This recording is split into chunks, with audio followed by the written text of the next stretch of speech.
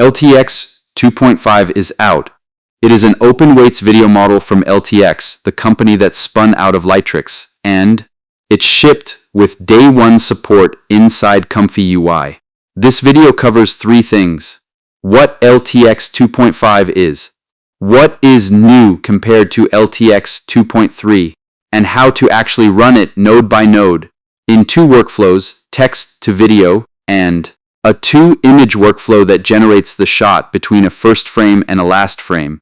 LTX 2.5 is one model that generates video and audio at the same time.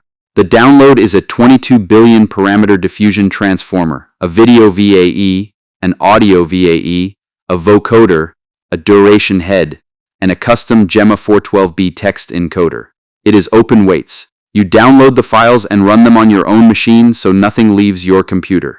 The license is free for organizations under $10 million in annual recurring revenue. Above that, you negotiate a license with LTX. It is available in three ways: open weights on Hugging Face, native inside ComfyUI, and through the LTX API if you would rather someone else hosted it. This video is about the local ComfyUI path. Two things before you start. The Hugging Face repository is gated, so open the model page, accept the license, and wait for approval before you try to download anything. And update ComfyUI first. Support shipped on day 0, so an older install will open these workflows with missing nodes. The headline change in LTX 2.5 is how the model spends its compute. LTX calls it diffusion fidelity rendering. Instead of spreading rendering effort evenly across a shot, the model first builds motion, composition, and framing in a heavily compressed latent space, together with a set of high-fidelity keyframes. Complex scenes get more keyframes, simple scenes get fewer, inside the compute budget you have. A pixel diffusion stage then renders the final video from the structure and the keyframes together. In practice, a busy shot draws more compute than a static one, and fine texture survives from frame to frame. The second change is the decoder.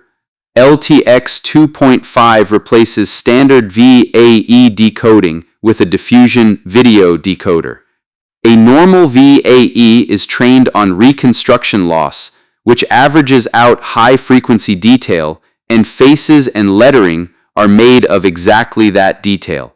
The new decoder gives sharper faces in close-ups, signage that reads, and fewer smears in fast motion.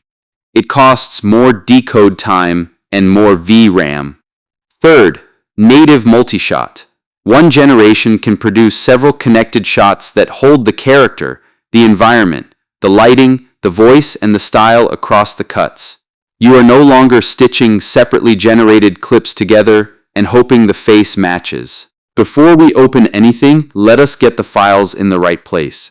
Everything goes inside your ComfyUI models folder. The transformer goes in diffusion models. Both text encoders go in the text encoders folder. Both VAEs go in the VAE folder. And the spatial upscaler goes in latent upscale models. Now, subfolders. You can use them, and I do. I keep a folder called LTX 2.5 inside each of those, so the LTX files stay separate from everything else I have installed. ComfyUI scans subfolders on its own. The file just shows up in the dropdown with the folder name in front of it. Let us start with text to video. Load the workflow. You will see 8 numbered groups. We go through them in order. Group 1, load the models. 5 loaders, 1 per file. The UNet loader holds the transformer. That is the 22 billion parameter model that generates the video. The first VAE loader is the video VAE. It turns latents back into pixels at the end. The second VAE loader is the audio VAE. LTX 2.5 makes sound in the same pass as the picture, so audio gets its own encoder and decoder. The first clip loader is the text encoder. This is the custom Gemma 412B model that LTX 2.5 was trained with. Google's own Gemma release will not work here. It has to be this one. The second clip loader is a much smaller Gemma. It only runs the prompt enhancer. That is every model this workflow needs. Group 2, write the prompt. The large box is your prompt. Type what you want to see.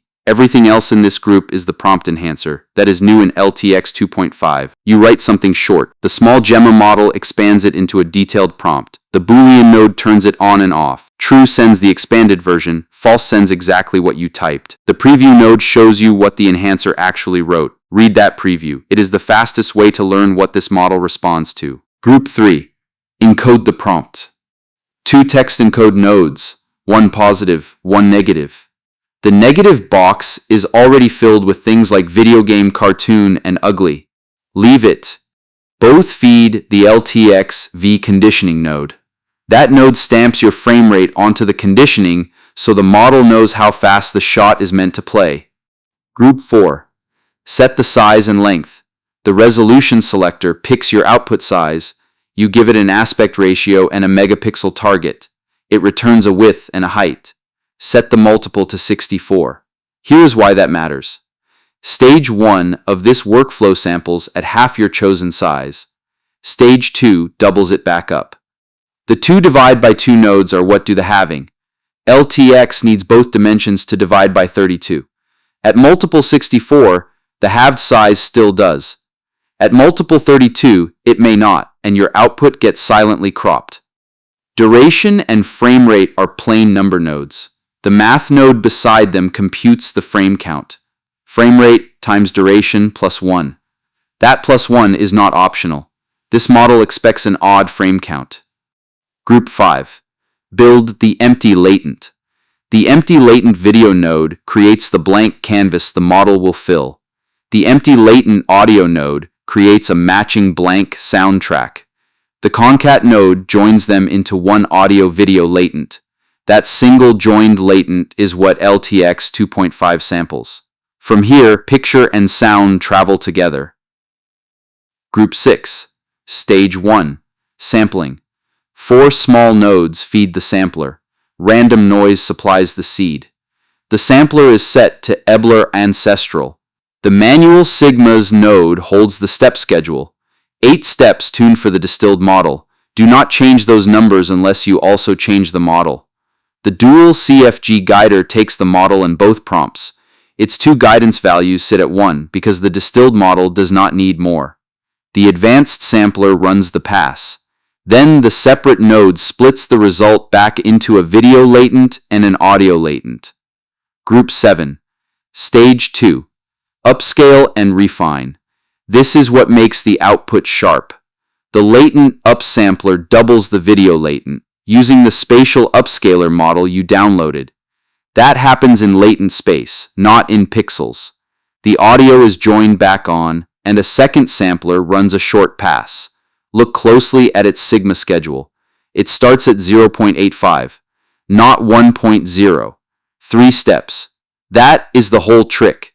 Starting below 1 means this pass adds detail instead of redrawing your shot. Group 8. Decode and save. The tiled decode node turns the video latent into frames. It works in tiles, so a long clip still fits in memory. This is where another new piece of LTX 2.5 shows up.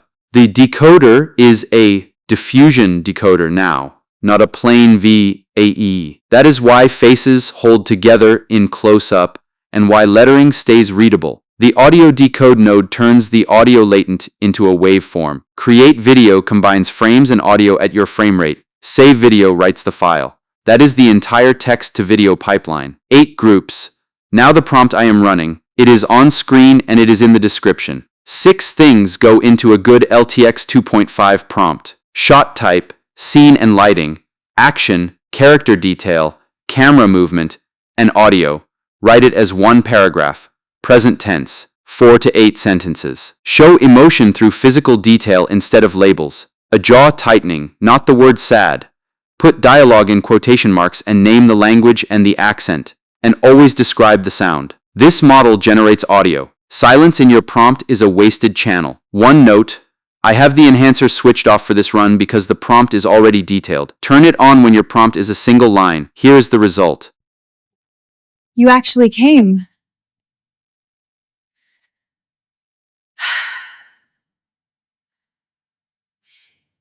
Now the second workflow. 2 images in, 1 shot out. Group 1 is the same 5 loaders. Group 2 is the same prompt block. I am not going through those again. Everything from Group 3 onward is what makes this workflow different. Group 3. Load the first and last frame. Each image runs through 3 nodes, Load image brings it in. Resize forces it to your output size. Then LTX preprocess.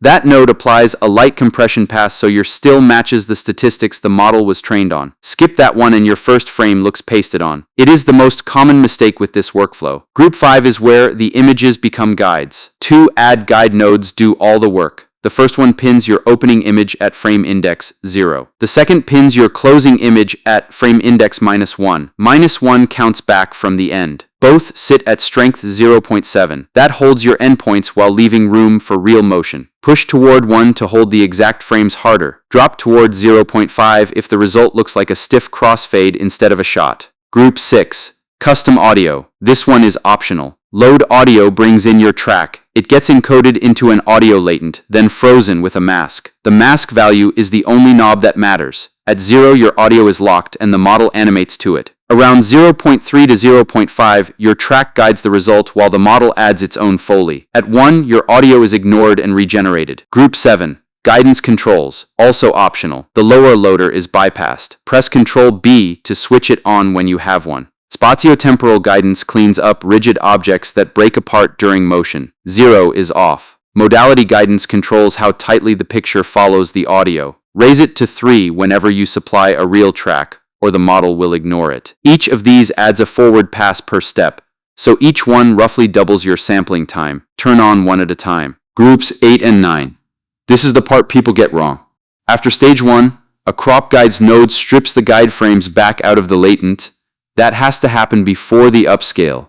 Upscaling while the guides are still in there corrupts their coordinates. Then in stage 2, both images are pinned again, this time at strength 1. Without that repin, your first and last frame drift during the refine pass, and the clip stops matching the images you gave it. Sample, crop, upscale, repin, refine, crop, decode. That order is the whole design. Before you go, the honest limits. On-screen text is not reliable. Short words sometimes land, sentences usually do not. Add any critical text in post. Hands and chaotic physics still break. Everyday motion is fine. A crowd scene with fast collisions is not. Long clips lose the thread. Past roughly 10 seconds you start to see identity drift and lighting shifts. The model follows your prompt closely, which means a vague prompt gives you a vague shot. And it is heavy. The transformer file alone is about 21 gigabytes in INT8 and about 18 in the FP4 build. Treat 24 gigabytes of VRAM as a comfortable floor. None of that makes it a bad model. It is the fastest open model that generates sound together with the picture. Just plan around the gaps. Both workflows are linked in the description. Download them, drop them into ComfyUI, and they will open with the numbered groups exactly as you see them here. If this saved you time, subscribe. Leave a comment with what you want covered next. Addis Studio, thanks for watching.